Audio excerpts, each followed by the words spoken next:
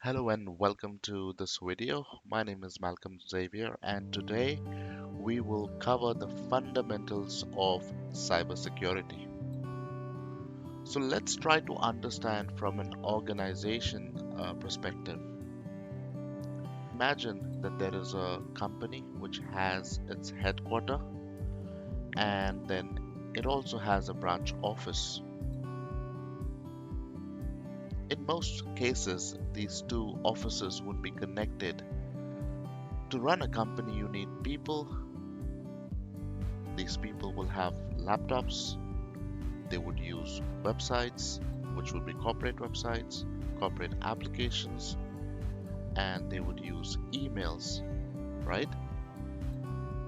And they would access customer data. All these systems that your end users use or your employees and contractors use are basically hosted in the IT data center. So when we look at the underlying IT infrastructure, you'll have the IT data center made up of servers, networks. Some of the servers could be hosting in applications, or some could be hosting database servers. These days, emails are hosted in the cloud. You can take an example of Office 365. Microsoft Team is popular as a communication and collaboration tool, and one of the systems that is popular in an organization for collaboration is also SharePoint. So let's look at it again. So you have your users, they use corporate emails to their customers while they are interacting with their customers and responding to business transactions. There's always a possibility that someone is trying to act like a customer by spoofing an email address or impersonating an email address, which may have a phishing link attached to that particular email. And that's the first threat that we're talking about here. When your users use email, phishing attacks are more prevalent. So, what happens when the users click on the phishing link? It basically downloads a malware, and if your users enter the credentials, your credentials are basically harvested into a third party website, and that's how the attacker or the hacker steals information outside of your network. In a similar manner, ransomware is downloaded on the computer and which may also result in data leak. So we just looked at one example, emails, which is the most common attack vector. When your users access website, there's always a possibility that they would be accessing genuine websites, but attackers also duplicate websites and create an exact replica of genuine website, host it with a domain name which looks similar to a genuine website, and they present it to your users in the form of a search, or the link could come via email, chat messages, etc. So the threats associated with websites could be privacy violation, fraud. They could also prevent a service downtime by an attacker sending DDoS packets and making sure that your critical services are unavailable. Some of the common attacks or threats related to websites are SQL ingestion, cross-site scripting, man in the middle, and malware. We'll look into the details in the subsequent videos. So when the users are given their endpoints, primarily desktop, laptops, or phones, uh, there's always a possibility that they would interact with malicious links, uh, and that's how malware can get into their endpoint. And malicious users sometimes unknowingly can exfiltrate data. Sometimes corporate data, which is sensitive, can also be leaked by your employees or contractors. So when we're talking about servers and network, so these are the servers that are in your data center, and we're talking about network. So we're talking about the the LAN, the WAN networks, and you always need to make sure that you protect these servers and networks from unauthorized access, privileged escalations, data breach, malware, unpatched vulnerabilities, and DDoS attacks.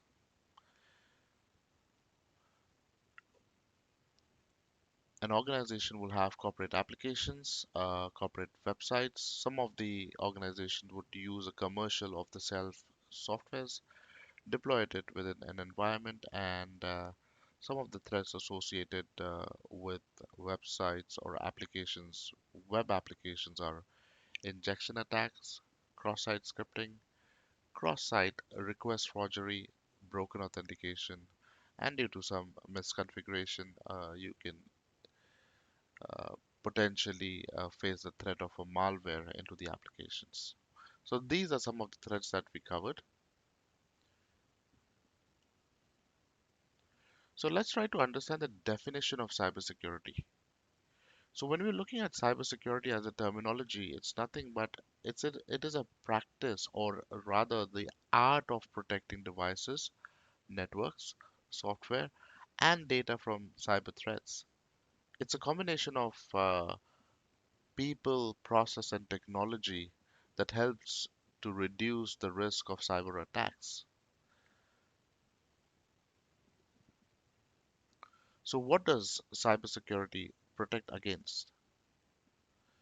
So, if you have a robust cybersecurity system, it's not just a system, but if you have a framework, a cybersecurity framework, you would be able to protect your organizations against data thefts, phishing scams, ransomware attacks, identity thefts, etc. So, how is this framework implemented? Now, we are just touching the surface, but let's look at what this basically looks like.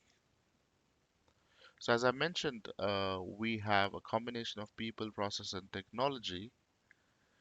You always start with writing a high level information security policy, and that defines how you want your users to interact with your IT systems, the applications, and what are the best practices, the do's and the don'ts is all defined in the IT information security policy.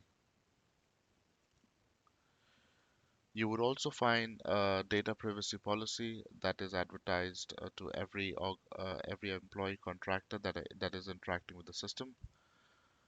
Then coming to procedures, procedures are mostly used in departments, and